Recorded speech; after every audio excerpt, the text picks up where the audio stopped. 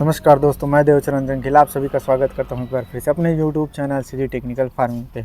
अभी हम मौजूद हैं एक गोट फार्म पे, जहां पे बहुत अच्छे स्तर पे गोट फार्मिंग किया जाता है। और यहां पे आपको जानने को मिलेगा कि किस तरीके से आप बकरी पालन करें और किस नस्ल की बकरी पालें, क्या फीड खिलाएँ, किस तरीके से क्या है, मतलब सारा चीज़ A to Z चीज़ के बारे में आपको जानकारी मिलेगा इस फार्म पे। तो ज़्यादा समय न लेते हुए आपसे कहना चाहूँगा कि जो दर्शक हमारे चैनल पर पहली बार आए हैं वो हमारे चैनल को सब्सक्राइब कीजिए, साथ ही बेल आइकन को दबाएं ताकि इन फ्यूचर में जब भी नई वीडियो डालूँ सबसे पहले आप तक पहुँचे। तो चलिए हम समझते हैं हमारे भाई साहब से, वर्मा जी से, कि किस तरीके से ये जो है बकरी पालन कर रहे हैं। तो बहुत बहुत स्वागत है भैया आपका। सबसे पहले तो आप अपना परिचय दीजिए लोकेशन के साथ। नमस्कार सर जी, मेरा नाम जितेंद्र वर्मा है जी। मैं सिंघौरी गांव का रहने वाला हूं, खैरागढ़ जिला छत्तीसगढ़। जी। और ये फार्म आपके गांव में ही है? हाँ, गांव में ही है। जी। तो सबसे पहले ये जो बोर्ड लग, तो भी अभी तो आप जो है अपने फार्म का पूरा विजिट कराए, दिखाए, बताएं किस तरीके से। अब हम शुरुआत से समझते हैं। तो इस बिजनेस से आने से पहले क्या करते थे, आपकी एजुकेशन लेवल क्या है? मैं 10वीं तक पढ़ा हूं। पढ़ाई में ज़्यादा इंटरेस्ट तो नहीं था, तो मैं मिस्त्री काम करता था जो बिल्डिंग लाइन में होते हैं, हैदराबाद पूना जैसे शहर में काम किया हूँ। फिर 2012-13 में गांव आया, फिर थोड़ा खेती किया, जैसे मजदूरी किया। फिर इधर भी मिस्त्री का काम किया, उससे जो पैसा आया मैंने धीरे धीरे अब बकरी में लगाना चालू कर दिया। तो पहले मैं सिरोही बकरी पाल रहा था, लेकिन मुझे लगा कि नहीं, हमें दूसरा ब्रीड में काम करना चाहिए अगर ज़्यादा पैसा चाहिए तो हम बोर की ओर आए। तो बोर में हमें अच्छा खासा बेनिफिट मिल रहा है। और आज के डेट में हम 2017 में चालू किए थे, आज 2024 हो गया। आज हमारा टर्नओवर 15 से 17 लाख का है, जिसमें हमें 5-6 लाख का खर्च हो जाता है, बाकी हमारा बचता है। मतलब अगर कॉस्ट काटे तो 10 मैक्सिमम? जी जी बिल्कुल, हमारे पास 10-11 उतना बचता है। जी। तो जैसे आप बाहर काम कर थे, यहाँ आए, माइंड सेट कैसे किया आप कि मुझे ये काम करना है? क्योंकि हमारे पास बहुत सारे ऑप्शंस होते हैं, हर आदमी के पास एक अलग अलग काबिलियत है। तो आपको कब लगा कि ये काम कर सकता हूँ, या आपका दिमाग था कि दीदी का, क्योंकि मैंने दीदी का भी वीडियो देखा है, तो ये किसका दिमाग था कि ये चीज़ करते हैं हम, ऐसा टाइप का? ये दिमाग मेरा ही था, क्योंकि हम बकरी जब कैलकुलेशन करते हैं तो एक बकरी ब्याज का भी ब्याज देने वाली चीज़ है। तो हमें लगा कि इस फील्ड में जाना चाहिए, इसमें हमें जो है इनकम मिलेगा और आगे चल के अच्छा रहेगा। और ये काम ऐसा है कि हम एक से बहुत सारा बोले तो ये काम हमारे ऊपर है, हम इसे बहुत बड़ा भी कर सकते हैं अगर चाहे तो। जी। तो आपने माइंड सेट किया कि हमें इस चीज़ करना है। हाँ। तो सबसे पहले आपने सिरोही से स्टार्ट किया? तो हाँ, सिरोही से। उस टाइम पे क्या सोच के उसको सिलेक्शन किया कि इस ब्रीड पे काम करेंगे, और क्यों चेंज किया? देखो, सिरोही ब्रीड ऐसा है कि अब उस समय बोर्ड जो है कॉस्टली था, बहुत ज़्यादा महंगा था। तो एक एक जानवर 50-50 हज़ार, 60-60 हज़ार की फीमेल आती थी, 5-6 महीने की। जी।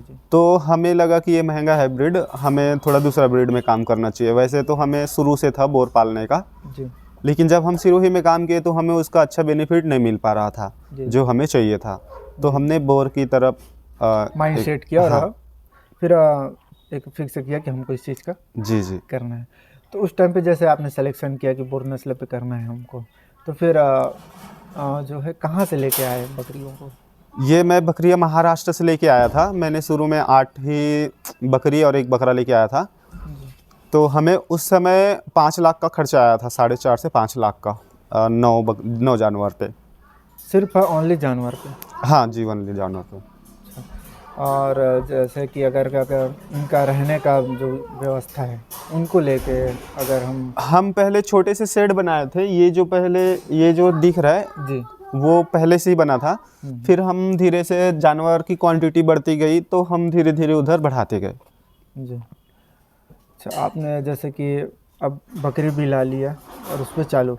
अब एक चीज़ ऐसा होता है कि कुछ कुछ चीज़ को हमें सीखना पड़ता है। तो आपको कब समझ में आया कि आपने कहीं से ट्रेनिंग ली, कि कहीं से पढ़ के, किस तरीके से आपने इस नस्ल को समझा? बकरी पालने से पहले ही मैंने ट्रेनिंग लिया था मथुरा CIRG से। वहाँ इंडिया का नंबर 1 संस्था है जो बकरी में रिसर्च चलता है। हम वहाँ पे ट्रेनिंग लिए 1 हफ्ते का, फिर गांव आके उस पर काम चालू कर दिए। जी। तो आपने स्टार्टिंग में ट्रेनिंग भी ली है? हाँ, स्टार्टिंग में हमने 2017 पे ही ट्रेनिंग ले लिया था। जी हाँ। ये एक अच्छी बात है कि कभी भी आप अगर कोई भी बिजनेस में अगर जाते हो तो थोड़ा सा अनुभव होना बहुत ज़रूरी है, थोड़ा सा नॉलेज होना बहुत ज़रूरी है। जी जी। जी, तो जैसे कि आप बकरी भी ला लिया और आपका तैयार हो गया, अब उसके बाद आपका क्या काम था? जैसे कि आपका सूखा चारा का हो गया या जैसे हरा घास का हो गया, तो उसका कैसा टाइप का था? ये ऐसा है सर कि जो न्यू फार्मर है या न्यू स्टार्टिंग करना चाहता है, उसको पहले जनरल नॉलेज तो होना चाहिए बकरियों के बारे में। जी जी। और उसके बाद जब वो अगर बकरी पालना चाहता है, उसका एकदम फिक्स है कि अब बकरी लाना ही है, तो उससे पहले वो 2 से 4 महीना पहले वो चारे का इंतज़ाम कर ले। जी बिल्कुल। पहले चारे का इंतज़ाम जब हो जाता है, सूखा चारे, दाने का और हरा चारे का, ये अगर तीनों आपके पास अवेलेबल हो जाए तब बकरी लेके आना चाहिए। कई न्यू फार्मर क्या करते हैं, पहले ही जानवर लेके आते हैं, फिर उसके खान पान में ज़्यादा खर्च कर लेते जी हैं। जी। ज़्यादा खर्च होने के कारण उसको बेनिफिट नहीं मिलता और वो 1 साल 2 साल में थक हार के बंद कर देते हैं। अच्छा, तो ये एक अच्छी चीज़ आपने बताई है कि कभी भी आप स्टार्टिंग करते हैं तो 2-4 महीने पहले आप जो है फीड का व्यवस्था बिल्कुल कर लीजिए, जी जी। ताकि आप जब बकरी लाएँ तो जो इनके खाने पीने का है, क्योंकि खाएगा तभी। तभी सर्वाइव करेगा। जी। अच्छा, एक वो चीज़ बताइए कि फैमिली का क्या सपोर्ट है आपके ऊपर? फैमिली देखो, हम 2 बच्चे और वाइफ हस्बैंड रहते हैं, जी। तो हम काम खुद देख लेते हैं और एक वर्कर रखते हैं, वो खेतों वेतों का काम कर लेता है और हम फार्म के काम कर लेते हैं। अच्छा, इस तरीके से। जी। जी, तो आपने एक वर्कर रखा है और हाँ। आप स्वयं? हाँ, शुरू में तो हम खुद से करते थे। पहले तो घर वाले भी सपोर्ट नहीं कर रहे थे कि आप बकरी वकरी पाल रहे हो, बकरी में कुछ है ही नहीं। हम गांव में देखते हैं 20 साल 30 साल से पाल रहे हैं, फिर भी उसके बाइक लेने की औकात नहीं है, तो तू क्या करेगा इसमें। जी, तो हम उसको समझाने की कोशिश किए कि हम अलग तरीके से करेंगे, एक न्यू मॉडल पे, न्यू जनरेशन जी, के जी। टाइप करेंगे। जी, जी। तो है, इसमें हम चाहे तो अच्छा बेनिफिट कमा सकते हैं। ज़्यादातर एक चीज़ देखें हम छत्तीसगढ़ में कि जो लोगों का धारणा है, अगर हम कहीं भी अगर 4 लोग के सामने में अगर बोलते हैं कि मुझे बकरी पालना है, तो एक छत्तीसगढ़ में कहावत है कि का छेरी पालबे रे बाबू ते हैं। तो ये मतलब, और ये भी एक ठो वो है कि जैसे कि हमारे छत्तीसगढ़ी में एक बोली है कि ते छेरी पाल तो कोई काम नहीं मिली से। ये वाला सब बात है, तो अधिकतर कर ये चीज़ हम गांव घर में रहते हैं तो सुने मिलती है। जी जी। पहले तो रिश्तेदार भी क्या बकरी पाल रहे हो, क्या बकरी पाल रहे हो, ऐसा बोलता था। हाँ, हाँ। लेकिन अब देख रहे हैं कि इसमें इनकम अच्छा है, तो अब उनको भी लग रहा है कि हाँ ये काम अच्छा है। जी। क्योंकि अब पहले इसलिए इनकम नहीं था क्योंकि वो जो वैज्ञानिक टाइप करते ही नहीं थे। क्या करते थे, देसी बकरी लेते थे, घुमाते हैं, चराते हैं, चराना है। तो उसमें क्या होता है, बीमारी जब आया तो पूरा ख़त्म होता है। जी न टीका का मेंटेन रखते हैं, न डिवर्मिंग का मेंटेन रखते हैं, जी। जी तो वो इसलिए फैल रहता है। इसलिए जो 20 साल से भी बकरी चरा रहे हैं वो सक्सेस इसी कारण नहीं है, क्योंकि वो मेंटेन अच्छे से नहीं कर पाता। जी जी। अगर आप डायरी पे लिख के अगर किसी चीज़ को मेंटेन कर रहे हैं तो वो बराबर वो अच्छा सा बकरी रहेगा। पालन ऐसा है कि इसमें 2-3 चीज़ ऐसा है जो हमें नुकसान दिखता नहीं है, लेकिन होता बहुत बड़ा नुकसान है। जैसे कि इनब्रीडिंग। जी इनब्रीडिंग, आप 100-100 किलो की बकरी रख लो, अगर वो 5 साल इनब्रीडिंग हुआ तो वो 20-20 केजी की बन जाएगी। तो इनब्रीडिंग से जो नुकसान होता है वो जो चरवाहे होते हैं वो नहीं समझते हैं। और दूसरी चीज़ टीका अगर नहीं होता तो जानवर को अगर एक बार बीमारी आया तो वो सभी ले जाते हैं। ये दूसरा चीज़ हो गया। डिवर्मिंग, अगर जानवर डिवर्मिंग ही नहीं करेगा तो जो भी खाएगा पिएगा उसके शरीर में लगेगा ही नहीं। जी। तो ये 3 कारण मेन होते हैं, और ये जो चरवाहे होते हैं उसको समझते भी नहीं है। समझाओ तो वो उसको बुरा लगता है। निकाल दिए। सही है। जी, तो हम फीड पे आए थे। अच्छा, जैसे कि आपने ला लिया, बकरी भी ला लिया, फीड भी हो गया। अब जैसे कि अगर हम बाहर से ला रहे हैं बकरियों को, तो क्या चीज़ नोटिस करना चाहिए, क्योंकि वो अलग वातावरण से आई है, तो इसका क्या एक इशू रहता है? जैसे कि अगर वो किसी दूसरे वातावरण से आया है तो हमें शुरू में उसके जो पहले डाइट था उसी टाइप का हमें डाइट का इंतजाम करना चाहिए कुछ दिनों के लिए, फिर धीरे धीरे उसको चेंज करना चाहिए हिसाब से। हाँ। अधिकतर कर देखने को मिलता है, जैसे कि हमारे यहाँ पंजाब से गाय या भैंस लाते हैं तो वहाँ जो बता के देते हैं 35 लीटर, 30 लीटर, 25 लीटर, लेकिन हमारे यहाँ आके वो 20 या 25 में लटक जाती है। वो इसलिए होता है इसी चीज़ में कि उनका जो डाइट है हाँ और हमारा डाइट है वो इसमें फ़र्क रहता है और अचानक चेंज होने के कारण उसको तकलीफ में होता है। जी जी, और बॉडी भी थोड़ा सा हाँ डाउन कर लेता है। अच्छा जी, तो उसके बाद क्या इनमें रहता है? जैसे कि हमने बकरी भी ला लिया, फीड भी ला लिया, अब उसके बाद क्या देखना रहता है इसमें? हमें अब ये देखना है कि टीका उका मेंटेन करना है, डिवर्मिंग मेंटेन करना है। जैसे मौसम में इसको बीमारी होना है, जैसे कि बरसात में सर्दी जुकाम, ठंड में पैरालिसिस वगैरह बहुत सारा होता है, जो हमें जब हम कंटिन्यू काम करते रहते हैं तो हमें समझ आता है, तो हम उसका इलाज कर लेते हैं और ठीक भी हो जाता है। शुरू शुरू में क्या है, हम बीमारी को जल्दी से पहचान नहीं पाते और लेट हो जाता है, इसलिए जानवर थक जाता है। बोले तो इलाज भी करेंगे तो वो ठीक नहीं हो पाता, क्योंकि उसका जो बीमारी है वो बढ़ चुका है। जी बिल्कुल।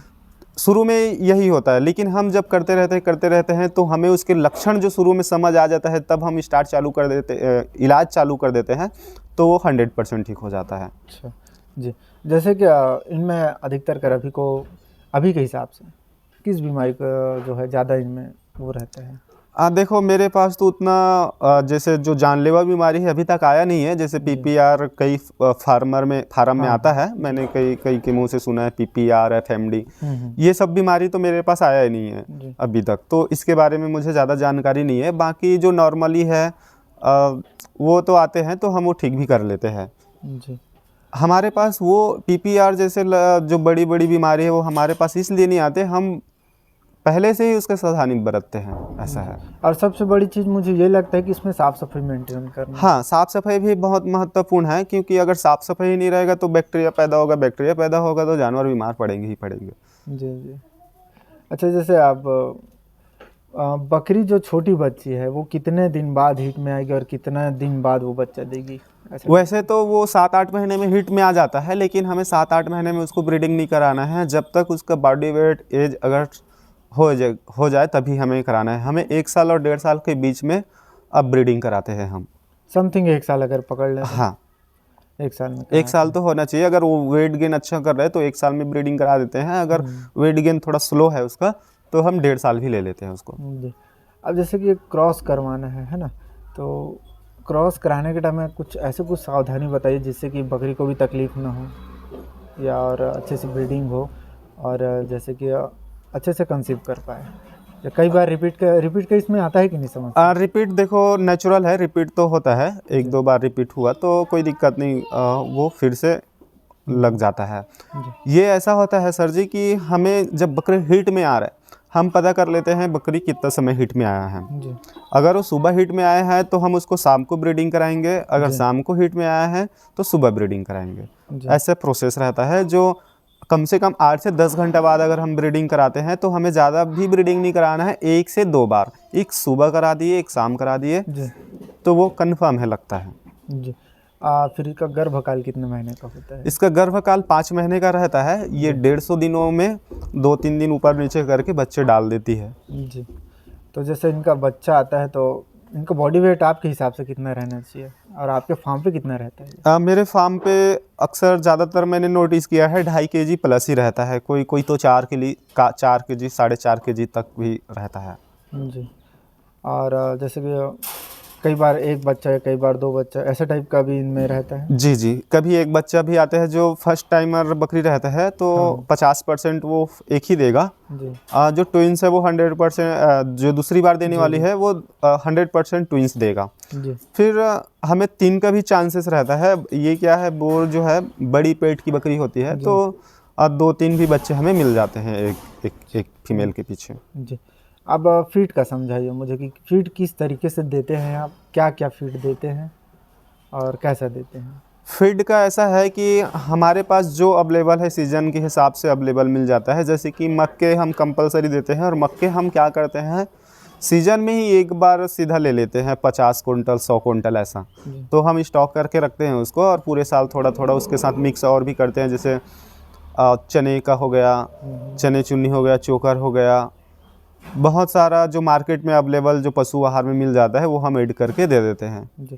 तो ऐसा कुछ रेडीमेड इनको खिलाते हैं कि नहीं, जैसे कुछ कंपनी की आती है जो दाना? हाँ जी, जैसे कुछ रेडीमेड आता है, जैसे काऊ के लिए आता है, गाय भैंस के लिए हम उसको थोड़ा ऐड कर लेते हैं 20 से 30%। जी।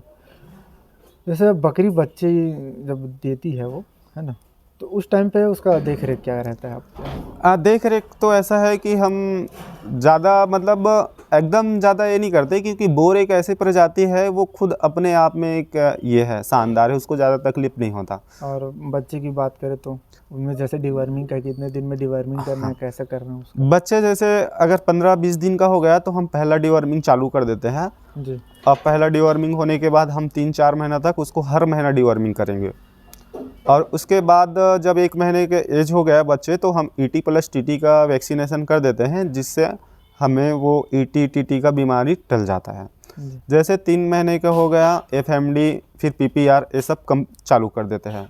फिर उसको 1 साल 5-6 महीने के अंदर उसके पूरा वैक्सीनेशन कंप्लीट कर देते हैं। तो वैक्सीनेशन आप स्वयं करते हैं? हाँ जी, हम पूरा इलाज स्वयं करते हैं। हमें अगर मान लो कोई नया बीमारी है जो समझ नहीं आता, तो हम किसी डॉक्टर से या किसी बड़े फार्मर से, पुराने फार्मर से हम उससे बातचीत करके हम उसका इलाज कर लेते हैं। अच्छा, एक चीज़ बताइए मुझे कि अभी तक आपसे कितने फार्मर जुड़ चुके हैं और आपके पास से बकरी ले जाकर कितने लोग आज सफल बिजनेस कर रहे हैं इस लाइन पे? ऐसे तो हमारे फार्म से तो बहुत अदर राज्य बहुत ज़्यादा जाते हैं जी। क्योंकि यहाँ भी जाते हैं, लेकिन ये क्वांटिटी में अभी तक कहीं नहीं गया है। क्वांटिटी बोले तो ज़्यादातर 2, 4, 5, 10 इसके नीचे ही। हाँ। क्योंकि हमारे पास उतना प्रोडक्शन भी नहीं आता। अभी हमारे पास 20 से 22 से 1 साल में तकरीबन 50 से 60 ही बच्चे आते हैं। हम कोशिश कर रहे हैं कि उससे भी ज़्यादा प्रोडक्शन हो और आगे उसको प्रोडक्शन ज़्यादा लेंगे। अच्छा, जैसे कि अगर सेल के दृष्टिकोण से देखें तो एक बकरा 50 केजी का है तो वो कितने तक चला जाता है? 50 केजी का अगर बोर का बकरा है तो वो 50,000 में, क्योंकि हम 1,000 रुपये पर केजी से मेल बेचते हैं और फीमेल 1,500 रुपये पर केजी से बेचते हैं। अच्छा। तो अगर 40 केजी की बकरी है तो 60,000, अगर 50 केजी की बकरा है तो 50,000, ऐसा सेल होता है। मतलब एक एक मतलब इतना महंगा जी। ये नस्ल है? हाँ, ये नस्ल महंगा होने के कारण इसकी विशेषताएं हैं, क्योंकि वेट गेन इतना तेज़ी से करता है। क्योंकि हम अगर स्टॉल फीडिंग में काम कर रहे हैं तो हमें वेट गेन ही चाहिए। जी बिल्कुल। तो वेट गेन चाहिए हम, क्योंकि उसके खाने पीने में पूरा खर्च कर रहे हैं, तो हमें जितना जल्दी वेट गेन होगा उतना अच्छे मार्केट में हम उसको जल्दी बेच सकते हैं और हमें ज़्यादा बेनिफिट मिल सकता है। जी।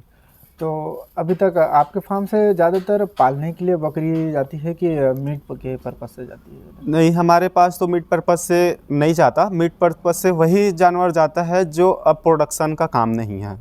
जैसे वो या तो पुरानी हो गई, हाँ हाँ, या फिर वो किसी बहुत बड़ी बीमारी से लड़ रहा है, वो उसका बचने का संभावना नहीं है, तो हम उसको कटिंग में देते हैं। बाकी तो प्रोडक्शन पे ही जाता है। मतलब सीधा सीधा कहें तो हमें बकरा तैयार करना है और उसको हाँ जैसे कि कोई फार्मर अगर लेना चाह रहा है या कोई पालना चाह रहा है तो उसको हम देते हैं। जी जी। जी। आपके फार्म में जो आपने इन्वेस्ट किया है, जैसे कि उसके बारे में थोड़ा सा बताइए कि आज जो उस साइड फार्म बना है और इतने बकरे के लिए कितना सफिशेंट होना चाहिए, या मान के चलो कि आपने एक रूम बनाया है तो उसमें कितने बकरी रखनी चाहिए, ऐसा टाइप का कुछ? अभी देखो, ये हमारा फार्म है, तकरीबन 50 से 100 के बीच में हम रख सकते हैं। जी। तो हमें इतने में हम 100 आराम से रख सकते हैं, ऐसा है अभी अपने फार्म पे। जितने आपके पास जगह है। जी जी। और जैसे कि अगर कोई फार्मर भाई अगर जुड़ना चाहे तो जैसे शुरुआत में अगर वो 5 बकरी और 1 बकरे से करे तो उसका कॉस्ट, जैसे कि अगर आपसे ही हम समझेंगे क्योंकि आप कर चुके हैं, तो कॉस्ट कितना आ जाएगा? देखो, वो स्टार्टिंग कितने बड़े जानवर से स्टार्ट कर रहे हैं उसके ऊपर डिपेंड है। अगर वो छोटे बच्चे से 3, 4, 5 महीने के बच्चे से अगर स्टार्टिंग कर रहा है तो वो लगभग 30 से 40 हज़ार के बीच में फीमेल आ जाएगा, और मेल भी शायद उसी रेंज में आ जाएगा। तो अब 5 जानवर से कर रहे हैं तो 40,000 के हिसाब से 2 लाख तक के हो जाएगा वो।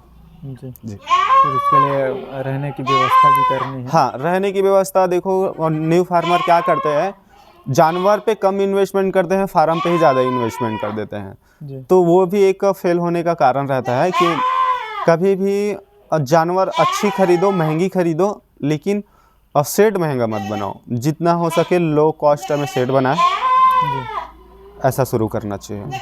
आपने क्या बताया, कितना इन्वेस्ट किया था इसमें आपने पहले?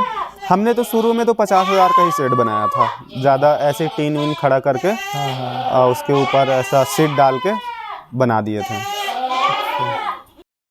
तो जैसे कि हम शुरुआत कर रहे हैं इस काम पे, तो ये जो बिजनेस है वो प्रॉफिट देना कितने सालों बाद चालू करेगा, कितने महीने बाद चालू करेगा ये होता है सर कि हमें इसमें कम से कम 3 साल तो कम से कम देना चाहिए। एक ऐसा मानसिकता रहना चाहिए कि हमें 3 साल तक इससे पैसा नहीं निकालना है जी। हमें सिर्फ इसके इन्वेस्टमेंट करना है, जैसे खाने पीने का, या 3 साल तक इसके मेंटेन का आपके पालना है पास और सीखना है ऐसा टाइप। हाँ, जमा पूंजी आपके पास रहना चाहिए। कई लोग क्या करते हैं कि अगर उसके पास 10 लाख है तो 10 लाख शेड और बकरी में लगा देते हैं, तो उसके बैकअप के लिए पैसा नहीं रहता। बैकअप रखना जरूरी हाँ, है। बैकअप रखना बहुत ज़रूरी है, क्योंकि आपको 3 साल तक कोई इससे फ़ायदा नहीं मिलने वाला। हाँ। आपको टाइम लगेगा, तो 3 साल का बैकअप आपको रखना ही पड़ेगा, तब जाके आप इसमें कंटिन्यू आगे बढ़ सकते हो। जी, मतलब थोड़ा सा मतलब टाइम लेना है हाँ, इसको। टाइम तो लगेगा, क्योंकि हम अगर मान लो जाए कोई बच्चे खरीद रहे हैं, या हम बच्चे को बड़े करके उसके बच्चे अगर बड़े कर लिए, तब हम जाके प्रॉफिटेबल में आते हैं। मतलब दूसरा या तीसरा पीढ़ी में उसका। हाँ जी, इस तरीके से। जी। जी, तो अभी साल भर का आपका प्रोडक्शन क्या रहेगा जो बकरी में? अभी मेरे पास साल भर में 60-65 बच्चे आते हैं, जो कि इजीली एकदम सेल हो जाते हैं और अच्छे रेट में सेल हो जाते हैं। अच्छा, सेलिंग का क्या है आपके पास? सेलिंग का क्या दिक्कत है, परेशानी है कि आप पूर्ति नहीं कर पाते? नहीं, हमारे पास कोई दिक्कत नहीं है सेलिंग का, हम पूर्ति नहीं कर पाते। और कई लोग ऐसा रहता है कि उसको महीनों तक इंतज़ार करना पड़ता है, इसके पास प्रोडक्शन आएगा तब हम सेल करेंगे। जी। ऐसा। यदि अगर मैं जहाँ तक समझता हूँ कि अगर छत्तीसगढ़ में पालना है इस बकरी को, तो हम वहीं से बकरी खरीदें जो हमारे छत्तीसगढ़ में आसानी से मिल जाए, क्योंकि यहाँ का खान पान, और अगर यदि हम बाहर से ला रहे हैं तो उसमें थोड़ा सा कम ज़्यादा हो सकता है। जी, हमें कोई भी मतलब कोई भी फार्मर स्टार्ट करना चाहता है तो पहले पास का ही ये देखे, अगर हाँ। पास में अगर उसको अच्छी चीज़ मिल रही है तो वो रखना चाहिए उसको। जी। ज़्यादा दूर की क्लाइमेट चेंज होने के में थोड़ा सा तकलीफ़ होता है। अच्छा, तो अभी जो आप कर रहे हैं और अभी तक का एक्सपीरियंस कैसा रहा? क्या आप कहना चाहेंगे इसके बारे में? देखो, ये काम तो अच्छा है, बस आपको धैर्य रखना है इस काम पे और एक मेहनत करना है, तो ये काम बिल्कुल अच्छा है और आगे चल के इसका भविष्य भी अच्छा है। जी, तो जैसे कि अगर एक बकरा हमें तैयार करना है 50 केजी का, तो उसमें कॉस्ट अगर हम इजीली एक फॉर एग्जांपल की तरह समझें तो कॉस्ट कितना बैठता है उसका? अगर हम किसी बकरे को स्पेशल डाइट से अगर हम उसको वेट गेन कराएंगे या फिर उसको रखेंगे स्पेशल डाइट पे, तो ज़्यादा से ज़्यादा हमें साल का 4 से 5 हज़ार का खर्चा आएगा। जी। बाकी आपका वर्क रहेगा उसमें? हाँ जी, तो अगर वर्क अभी जोड़े, चलो हम 5,000 भी जोड़ दिए वर्क का, 10,000 का, तो प्रॉफिट कितना निकल के आ जाएगा उसमें? अभी देखो, हम वही है कि 50 केजी का बकरा हमारे पास तो 8-10 महीने में हो जाता है, 10 से 12 महीने में। तो अगर हम 1,000 रुपये पर केजी से भी सेल कर रहे हैं तो 50,000 में बिकता है। अगर हम उसके पीछे अगर 10,000 भी खर्चा कर रहे हैं तो भी हमें बड़े अमाउंट छोड़ के जाएगा वो। जी, जैसे कि आपकी साइड में एक बकरा बैठा है, उसके बारे में बताइए, कितने मंथ का है, कितना बॉडी वेट है, अगर सेल के दृष्टिकोण से अभी वो कितने में चला जाएगा वो? अभी सर ये तकरीबन 55 से 60 केजी का है। इसका अभी 10 मंथ है एज, अभी अदंत है, दूध के दांत है इसका जी। तो अगर हम इसको अगर सेल करते हैं तो आराम से 1,000 रुपये पर केजी से बिक जाएगा। और अभी ये मान लो जाए 55 केजी का है तो 55,000 ऐसा। तो हाईएस्ट अभी तक आपने कितना केजी तक देखा है इस बकरे को? अब मेरे पास जो मेन ब्रीडर है वो तो 110 केजी का है जी। और उससे भी ज़्यादा जाता है, क्योंकि हम उसको ज़्यादा वजन लेके जाएंगे तो फिर ब्रीडिंग में प्रॉब्लम होगा। जी। इसलिए उसको मेंटेन 100 केजी के आसपास ही रखते हैं। जी, ब्रीडिंग में थोड़ा सा हाँ। तकलीफ ना हो। जी जी, इस तरीके से। अब जो नए जो फार्मर आना चाहेंगे उनके लिए क्या कहना चाहेंगे आप? न्यू फार्मर अगर कोई स्टार्टिंग करना चाहता है तो हम उसको यही चाहेंगे कि वो अच्छी ब्रीड से स्टार्टिंग करे, जो उसको आगे चल के भी प्रॉफिटेबल बनी रहे। जी, और अभी के हिसाब से तो आप क्या क्या चीज़ की प्रोवाइड कर सकते हैं? जो फार्मर आपके पास से बकरी लेके जाएंगे उनको क्या क्या सुविधा मिल सकता है आपसे? देखो, हमारे पास उनको जो शुरू से है, जो बिल्कुल हमारा वीडियो देख रहा है, जो करना चाहता है, तो हम पहले उसको जो हमारे पास बुक है पूरे उसके बकरी की पूरा जानकारी उसके अंदर मिलेगा, जैसे उसके मेडिसिन कैसे करना है। हाँ। उसको पूरा A to Z अंदर में जानकारी मिल जाएगा तो उसको आसानी होगा। और दूसरी चीज़ ये है कि चारे फिर चारा उसको खेतों में लगाना चाहिए, जो सीड्स वगैरह हमारे पास अवेलेबल है ऑल इंडिया ट्रांसपोर्ट। तो वो पहले तो जानकारी हासिल करे बकरियों के बारे में, फिर चारे का उगाए खेतों में, फिर वो कहीं से भी जहाँ से भी लेना चाहता है वो बकरी लेके आए, तभी काम सक्सेस हो सकता है। नहीं तो क्या करते हैं लोग, शुरू में गड़बड़ ही कर देते हैं। अगर आपका जो शुरुआत सही रहेगा तो आपका जी सामने भी सही रहेगा। जी, हमने भी शुरुआती में बहुत गलती की है और हमने गलती को चेंजेस किए, उसमें सुधार लाया। जैसे हमने तो पहले कुछ भी नहीं किया था, चारा वारा नहीं लगाया था, जानवर ही ला लिया था। फिर जानवर नुकसान होते गए, फिर हमने चारा लगाना चालू किया, मतलब नुकसान होने के बाद सीखा है हमने। घाटा खाने के बाद दिमाग अकल आया। सही है जी, कुछ चीज़ ऐसा होती हैं जिनमें हम नुकसान पाते हैं, कुछ घाटा खाते हैं, तो समझ में आता है कि हमने गलती। और सबसे बड़ी चीज़ फार्मर का ये होना चाहिए कि मैंने गलती कहाँ की। जी कई लोग क्या करते हैं, जो न्यू होते हैं वो दूसरे के ऊपर ब्लेम डालते हैं कि उसने मुझे ये अच्छा चीज़ नहीं दिया या फिर ऐसा वैसा। हम उसको ब्लेम नहीं किए, हमने अपने आप को ब्लेम किए कि शायद हमने हमारे वजह से हुआ है ये, तो हम उसको सुधारने की कोशिश किए, तब जाके हम आगे आए हैं। नहीं तो कई लोग अरे यार इसकी गलती की वजह से मैं बर्बाद हो गया, तो तू फिर बर्बाद ही हो गया, तू अपना गलती नहीं देख रहा है तो। अपने अंदर पहले झांको। सही है। चलो बढ़िया बात। और क्या कुछ बोलना चाहेंगे हमारे व्यूअर्स के लिए? जी बस हम व्यूअर को यही बोलना चाहेंगे कि पूरा तैयारी के साथ स्टार्ट करें, ताकि फेल होने के चांसेस कम ही रहे।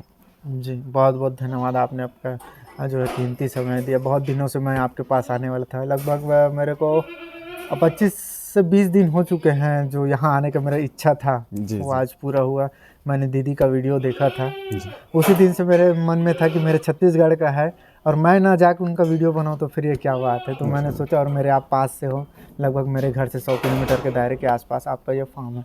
तो उस दिन से मेरे को एक ललक था कि मैं आपके पास जाऊँ, आपसे मिलूँ, आपसे बात करूँ और आपका वीडियो बनाऊँ। तो आपने बिल्कुल समय दिया, इसके लिए बहुत बहुत दिल से धन्यवाद करता हूँ आपका।